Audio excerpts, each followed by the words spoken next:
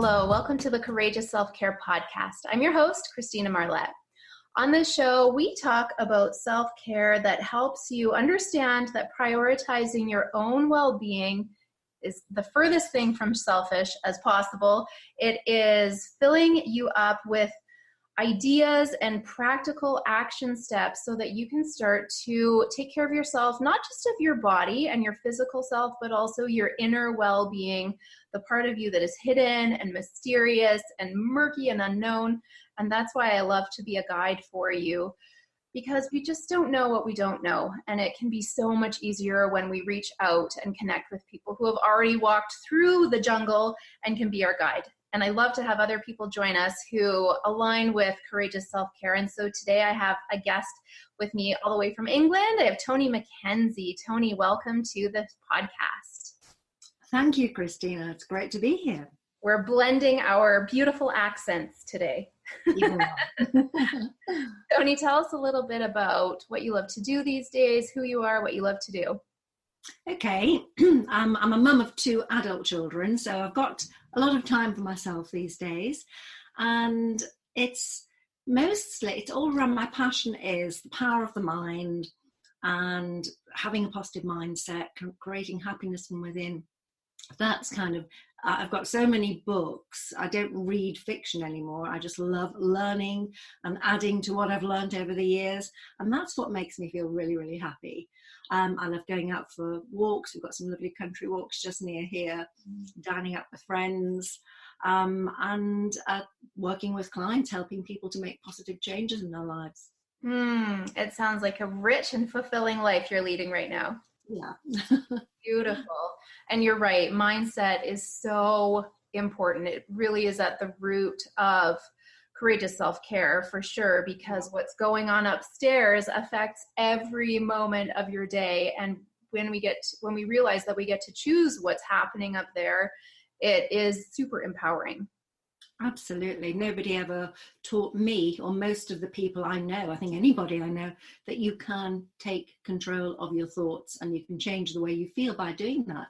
People just have a thought, mostly, and that thought can engulf them. And if it's a positive thought, great. If it's a negative thought, they'll just spiral downwards and totally bring their mood down. But when you learn that you can observe your thoughts and just decide whether to let them in or just instruct them to drift on by. I always see them like little clouds up in the sky. And do I want that to come down and engulf me or just drift on by? It's, we have a choice. Absolutely. It makes a tremendous difference. So that is very important work that you're doing. Yeah. Toni, I love to ask guests on the show to share a current favorite self-care practice. And I say current because sometimes we feel like we're doing this thing to care for ourselves, and then we get stuck in a pattern of doing it when sometimes it doesn't even serve us anymore. And as we change and shift our thoughts and shift our mindsets and become more and more of who we are, sometimes we want to change that self-care practice. So I love to hear our guests' self-care practices, because it gives listeners ideas or reinforces what I'm doing is self-care. I didn't even think that was self-care. So what's something that you love to do for yourself? Really, it's just taking everything in my stride and just feeling chilled. I meditate. I listen to guided meditations. I read positive books. I walk, as I said. And I think, again, going back to what you said earlier about the mindset being at the basis of everything, if you've got a still, calm, peaceful, happy mind, most of the time, I'm human, obviously, as we all are, most of the time, and to me, that is self-care. I don't let myself get worked up about things. I take responsibility for my feelings, my decisions, my actions, and I just suit myself really pretty much every day and do what feels good, and that keeps me feeling well in mind, body, and spirit. Absolutely, and you're so right about that. And what you mentioned is a variety of different ways that you find that inner stillness, meditating, going out for walks. And I think that's so important for people to know, is that we don't actually have to be physically still to have inner peace and inner stillness. There are so many ways that we can achieve that feeling of contentment.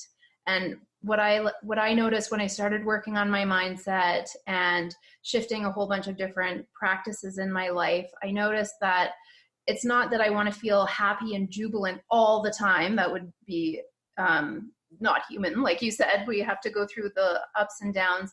But I notice even if I'm sad and I'm crying or I'm feeling angry temporarily, I can still connect with that undercurrent of stillness and contentment and know that once that storm moves through, that I'll be able to access it as soon as it's done. Do you find that you have that undercurrent, that river flowing as well? Absolutely. And I think there's a phrase it came from one of the Beatles, George Harrison. He had an album called All Things Must Pass. And that's something that came to me. I was actually reading The Power of Now about 20 years ago. And that just came. It was at a time which was very difficult for me. And I was feeling very sad and tearful. And it was just, it was kind of almost, I was looking down at myself and saying, there, it's okay. Everything, all things must pass. Everything will be okay again. So yeah, you can kind of observe. Sometimes it's normal and healthy to feel a negative emotion. You can feel really sad for somebody or feel angry at an injustice that's been caused to somebody. You can read something and it would be, we're not robots, it would be impossible to remain unemotional. It's only when we are holding on to negative thoughts that drag us down unnecessarily, creating our misery, that it's, that's pretty futile. Yes, and all of our thoughts are magnetic. So if we're thinking positive, upbeat thoughts, we're going to attract more thoughts like that. And Absolutely. That seems to be a lot harder than the negative ones. Like as soon as you have one negative one, all these ones want to come in and join the party and have a pity party. That is a super important and impactful self-care practice. So thank you for sharing that with us, Toni. And we're going to get into your story of courage. First, we're going to have a quick break from with a message from the sponsor, and then we will be right back. So do stick around. We are back. Welcome back. Thank you for being here. And Toni, I'm looking forward to hearing your story of courage. And just before you share that, I feel like it's important to mention that I love hearing these stories of courage because courage is something that we can build. It's like a muscle. And so many women in particular that I come across think I'm not courageous at all. And that's just not true. We need to acknowledge ourselves and know that everyone is making courageous acts every single day. And if we don't feel like we're at the level of courage that is necessary to take the next step in our lives, then we can work on it. It is something that requires effort and attention and sincerity towards it. And so that's why I love to hear stories of courage, because it gets us into the energy. It lets us know that courage is all around us. And the more we hear these stories of courage, the more we immerse ourselves in it and are able to take that next step forward. So Toni, I would love to hear what you have to share with us. Okay, so once upon a time, I thought I had everything in my life that I wanted. I was happily married. I'd given up my job as an air stewardess, married a handsome airline pilot, was very loving and affectionate. We had, first of all, 2 little dogs, and we got 2 little cats while we were waiting for children, wanting children. And then eventually my little boy came along, or baby boy, followed about 18 months later by my baby girl. And we were building this amazing big house, and I used to go on trips with my husband, and the children did as they got a little older. And it was just, I thought that was it, set up for life, sort of set up in a happy situation, and didn't imagine it ever coming to an end. But then completely unexpectedly, out of the blue, I found out that my ex-husband was having an affair. And it was absolutely devastating, because I really would never have imagined him doing that. He just didn't seem that he could possibly have done such a thing. But anyway, he did, and so I had to accept that. And I knew then that the marriage was over. I couldn't trust him again, and so I filed for divorce. And things got a lot worse from there, because back then I wasn't assertive. I'd go along with things. He kind of looked after the money. I'd given my job up. He was the breadwinner. And I didn't realize that he he conned me basically into signing papers, and I was very trusting, didn't have much option, but I sort of went along and signed things. And then when it came to the crunch, after we'd moved into this amazing house we built, we put it up for sale. A year later, we had to stay in it for a year to avoid paying taxes, which he convinced me of that. And on the day that we were due to move out, he kind of dropped this bombshell that there wasn't any money, although we'd sold the house for a lot of money. And he created debts that he was going to have to use them. I'd signed something to say that I would get a percentage after all debts were paid. And there were no debts, but he manufactured, or he'd taken loans from people he knew. So basically, the outcome was myself and my 2 children were about to leave the house with no money, nowhere to go and live, and not knowing really what on earth was going to happen next.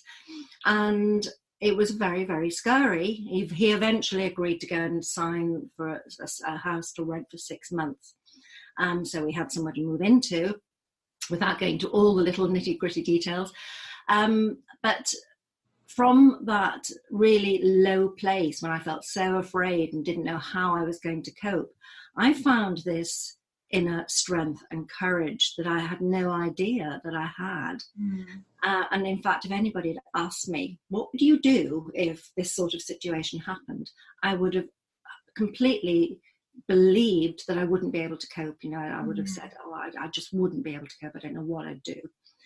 But it's amazing when you're down and you've got to move forward. You've got to find that inner strength. Well, I had to, because of my 2 young children who were aged 3 and 6 years old. I had to be strong for them and find the courage. So step by step, I went to college, and that was where I started my new career, by studying psychology initially, then counselling, and then further down the line, hypnotherapy, etc., etc. And it was kind of, there was a point when the children were young and at school, and I really felt very desperate, and I kind of just cried out for help to God, the universe, source, whatever you want to call that power. And when I look back, I can see how I was directed, led, protected. I didn't have a plan. I think I'll go to college and study this and then do that. But things just kind of wove their way through this, along this path.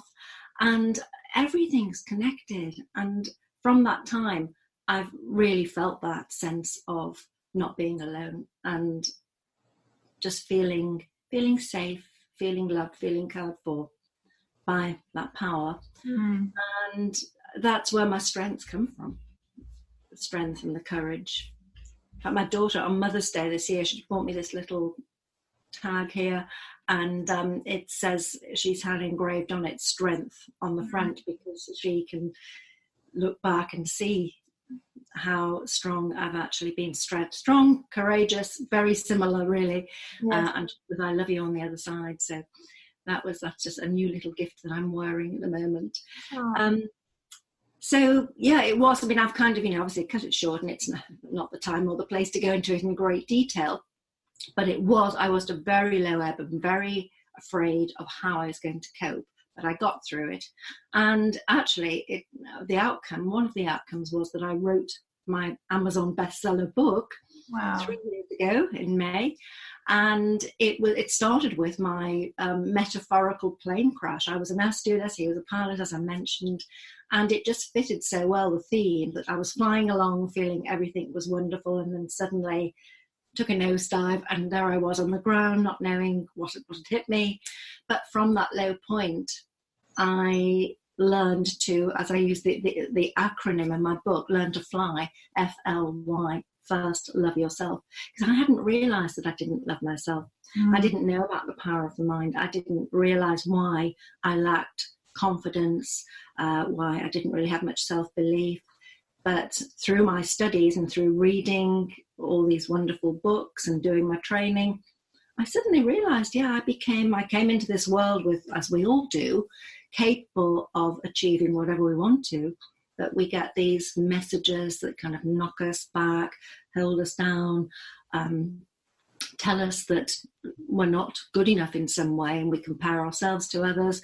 And that had happened to me, and I didn't really know who I was. Right. But by discovering the fact that I had been kind of indoctrinated, my subconscious mind had been programmed, I was able to then see where it had all come from and release it and move forward. So that's what I share in my book. It's 7 steps to emotional freedom. But it's the 7 main lessons I learned that enabled me to grow my wings and fly and become strong and courageous. So that was it wasn't therapeutic in that I needed to write it. I had moved on. I totally accepted what happened with my ex, but it was just really good to be able to share it with people. Yes.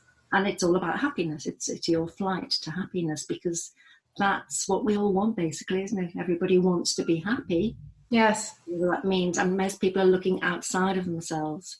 Exactly. Material things, or for other people, and blaming other people if they're not happy, or blaming the past or whatever. So it's kind of the lesson I learned. I wanted as many people as possible to know that they can actually be happy, whatever's going on. It doesn't mean walking around with a big grin on your face, but it's just being calm, at peace, being able to, as we said earlier, when things happen that aren't so good, just kind of observe them, look at them, and know you'll get through them, but basically still have that sense of peace and happiness inside. What a beautiful story, Toni. Thank you for sharing it. And what I want to really point out is, you said at one point that you take full responsibility for everything that's happened in your life. And what a beautiful example of taking a really scary and unpleasant, uncomfortable situation and not dwelling on it, but taking it and seeing, what can I learn from this? And you did get so many gifts out of that horrible situation. And that's something that I think is so important for our listeners to hear and understand, is we become even more of who we are by going through the tough stuff, as long as we learn to, like you said, not let it define us, but let it boost us up, lift us up, and help mold us into the person that we are wanting to become. And often these gifts, like you look back on it, and that situation has given you a lot of gifts.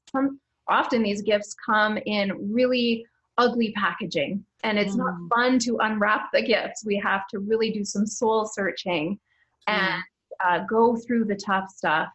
But what you unwrapped is a beautiful, powerful, strong version of yourself, and you walked through it. And I think that's such an important thing to hear for people who are going through tough stuff. It's not because you've done things wrong. It's a gift that's helping you move through, as long as you learn to do things differently, like change your mindset, release the unconscious beliefs that you have that have brought that situation into your life.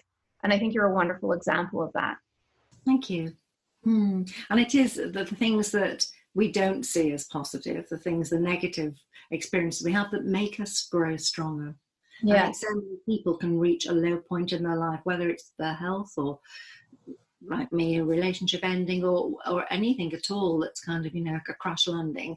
From that low point, you hear so many stories of people that kind of change their lives, but then they put what happened into good use and that to help others or to become stronger themselves. Exactly. And that's a great thing that I can do. And I like to, in particular, help other women who have gone through similar situations, divorce, learn that they can rebuild their lives step by step. And I was there. So I've been down there at the bottom, and I've come through, and I've got the tools and the learning to be able to help them.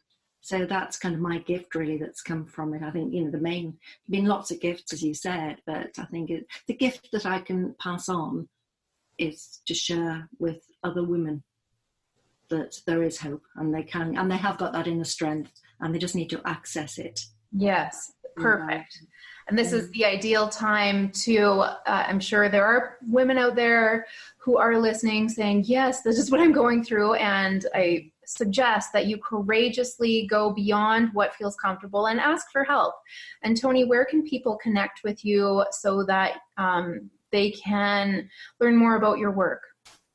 Okay, well, my website is innerdepths.co.uk. I'll just spell that INNERDEPTHS.co.uk. And there's lots of information on there about what I do and how I can help people. And there are also 2 free gifts if anybody would like to take advantage of them. One is a hypnotherapy relaxation download by myself. And the other one is an excerpt from my book. It's the intro and the first chapter. So, so just go to the website, and on the home page towards the right side, you can just click enter your email address and they'll be sent out to you. Or on a phone, you have to, on a phone, you scroll down a bit further, keep scrolling down, but you'll find them, you'll see them.